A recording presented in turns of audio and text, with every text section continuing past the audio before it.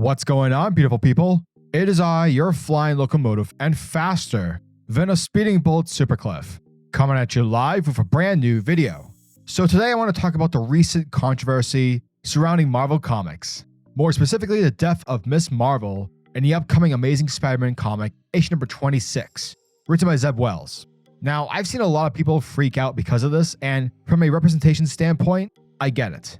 The fact of the matter is that MsMarvel, Kamala Khan, is, if not, one of the most beloved and well-written Muslim superhero characters in comics. And so to have her die sucks. But let's be honest, putting representation aside for the sake of this video, the killing of characters, it's been done before. And Marvel is by no means a stranger of doing the killing. In Avengers Disassembled, Scott Lang was blown up. The Green Goblin died after the death of Gwen Stacy. Captain America died after Civil War. Wolverine, the Human Torch, Carnage, heck, even Spider-Man during the danslott era. Across all forms of fiction, characters die because when you, the reader, become attached to a character or a group of characters, the stakes need to be made. It adds tension, it forces said character or characters to approach things differently, and it helps invigorate the story that you're reading. However, there's a difference between killing off a character because the story being told requires it, as opposed to killing a character to provide shock value, thus leading to widespread discourse amongst fans and to generate comic book sales. Civil War, I believe, is the catalyst to how Marvel currently practices their business. You see, back then, Civil War, even if you weren't a comic book reader, you heard what was happening. Captain America was fighting Iron Man over ideological differences. It was a new playing field that many were not accustomed to when it came to superhero comics. Civil War left such an impression, the news covered it, thereby advertising comics to the general public. It became free marketing for Marvel, thus leading into a boost of major sales. But unfortunately, Marvel took the wrong lessons from it. Civil War worked because at the time, the US was dealing with the aftermath of 9/11 and the War on Terror, the passing of the Patriot Act. The similarities between the Patriot Act and the Superhero Registration Act, well, there was a meta message to it. That's why Civil War worked. It asked the readers a question. It didn't give you an answer.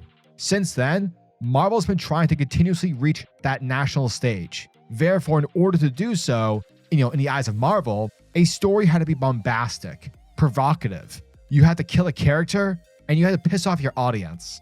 The best example is Spider-Man One More Day. Aunt May is on the verge of dying. Peter makes a deal with Mephisto to save his aunt's life, but by doing so, ending the marriage between Peter and Mary Jane. Many readers were not fans of this. They were not fans of Marvel's decision to do this. Still to this day, people are clamoring for Peter and MJ to remarry. However, this massive outcry for Spider-Man, this need for justice, I believe Marvel has taken note of the discourse. They know that many readers are not happy the way Spider-Man is being treated. For me personally, I think some of it is just, and the other is at the fault of Marvel editorial. But when it comes to the current situation regarding MsMarvel, Marvel editorial is definitely taking advantage of the hate. And what a better way to gain traction than to kill off a character unceremoniously, yet do it in poor taste. Again, I don't mind if you kill someone like Doctor Strange, but what's the point of killing him if in a year's time, you're going to bring him back in a new solo series?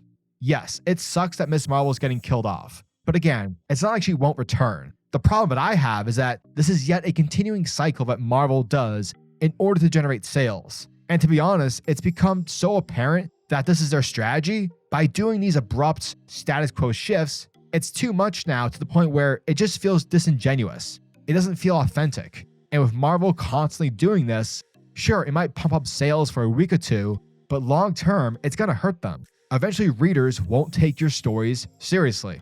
Now, I'm not saying everyone at Marvel views their readers like this, but it does come across like Marvel, views their readers as fools. For they know fans will react if something changes like it does constantly in the Spider-Man comics. So how do we fix this? Well, tweeting angry tweets or threatening the creators will do absolutely nothing. That only causes more harm.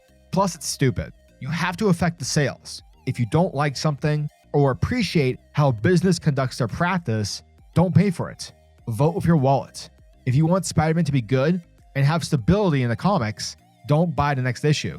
Just don't buy the book. Because if Marvel sees that people are not buying Spider-Man comics, it will lead to a creative change. This is the way. So yeah, as always, I'm your majestic sayer of words, SuperCliff, And if you guys are new to the channel, then do me a solid by smashing that like and subscribe button, and also the notification bell so that you'll never miss out on an upload, and so that you'll always be kept up to date with your favorite top tier comics happening in the comic book world. Now tell me, what are your thoughts and opinions on Marvel Comics and the whole situation involving Spider-Man and MsMarvel? Are you guys currently reading the new series? What do you want to see happen with Spider-Man? Let me know down in the comment section below. And until next video, peace. Giggity goo.